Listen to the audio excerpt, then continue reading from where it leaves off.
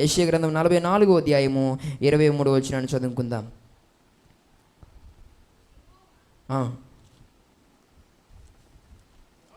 యెహోవా ఆ కార్యము సమాప్తి చేసి ఉన్నాడు. ఆకాశములారా ఉత్సాహధ్వని చేయుడి.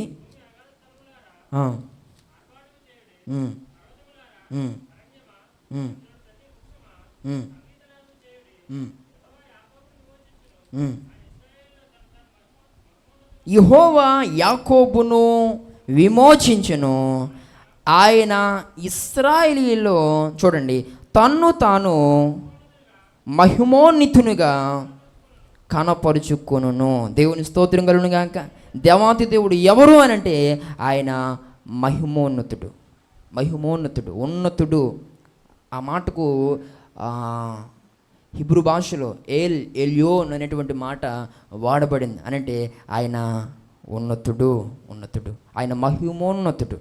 ఈ మాటలు నా ప్రియ సహోదరి సహోదరుడు, అంటే నీ జీవితంలో గొప్ప కార్యాలు చేయడానికి ఎప్పుడు కూడా మన దేవుడు సంసిద్ధుడే. నీ జీవితాన్ని ప్రభావితం చేయడానికి ఆయనకి ఎప్పుడు ఇష్టమే. మన పరిస్థితుల్లో మార్పులు తీసుకురావడానికి ఆయన ఎప్పుడు కూడా ఆశపడుతూ ఉంటాడు. నీవు కోరుకుంటున్న విడుదల అనబడినటువంటి ఆ విమోచనను దేవుడు నీకు ఇవ్వడానికి ఆయన ఎప్పుడు కూడా ఇష్టపడుతూ ఉంటాడు.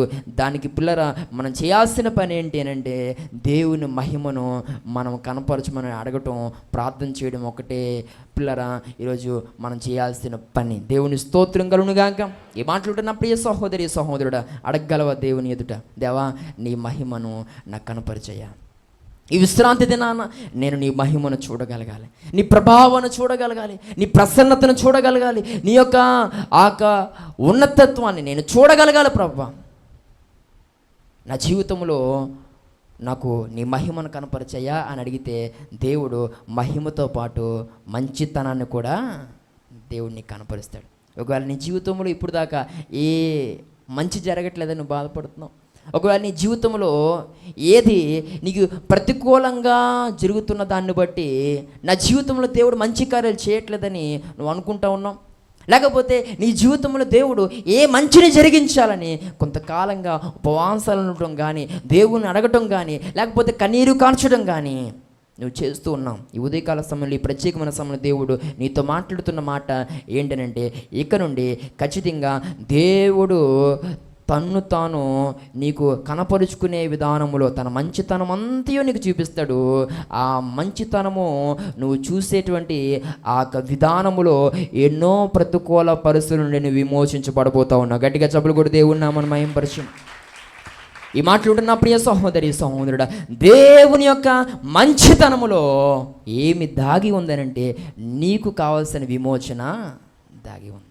నువ్వు మహిమను అడుగు. మొదట దేవుడు మంచితనాన్ని కనపరుస్తాడు. ఆ మంచితనములో నీకు కావాల్సినటువంటి విమోచన ఉంది. దేవుని స్తోత్రం కలుగునుగాక. మహిమ, మంచితనము, విమోచన మర్చిపోవద్దు. కాబట్టి నీ ఆత్మీయ జీవితంలో నువ్వు మొదట ఏది అడగాల దేవుణ్ణి అది అడుగు. తర్వాత నీకు ఇవ్వాల్సిన దాన్ని దేవుడు నీకు ఇస్తాడు. ఆ ఇచ్చిన దానిలో నీకు కావాల్సినటువంటి సమస్త విషయాలలో దేవుడు విమోచనను దేవుడు అక్కడ దాచి ఉంచాడు. దేవుని స్తోత్రం కలుగునుగాక. ఈ మాట్లాడుతున్న ప్రియ సహోదరి సహోదరుడా, కాబట్టి దేవుడు ఏ విధానములో తను తాను ఆయన కనపరుచుకుంటున్నాడు అని అంటే, ఆయన ఆకాశములో తన మహిమను కనపరుచుకుంటున్నాడు. ఆ మహిమను మనం చూడగలగాలి, ఆ మహిమను మనం గుర్తుపట్టగలగాలి. ఇది నా దేవుని యొక్క హస్తకృత్యములు. ఈ సృష్టి నా దేవుని యొక్క కార్యము. ఈరోజు నేను అనుభవిస్తున్నటువంటి ఈ స్థితి నా దేవుడు తన స్వహస్తాలతో చేసినటువంటి కార్యాలు అని ప్రతి విషయంలో కూడా నువ్వు దేవుని మహిమను చూడగలిగితే ఖచ్చితంగా నీ జీవితాల్లో ఎన్నో గొప్ప కార్యాలు. ఒకవేళ అది నీ వల్ల అవ్వట్లేదా, మోకరించి ప్రార్థించే. మోసే వాళ్ళు అవ్వలే, అందుకే మోసే ఏమన్నాడు, ప్రభువా నీ మహిమను నాకు కనపరిచయ్యా. అడిగినప్పుడు మొత్తం మహిమదేం కర్మ, మొత్తం అక్కడే ఉన్నాయి ఆశీర్వాదాలని. దేవుని స్తోత్రం కలుగునుగాక. ఈ మాట్లాడుతున్న ప్రియ సహోదరి సహోదరుడా, నీ ఆత్మీయ జీవితంలో కూడా దేవుడు అట్టి విధానంలో గొప్ప గొప్ప కార్యాలు చేయడానికి ఆయన ఇష్టపడుతూ ఉన్నాడు.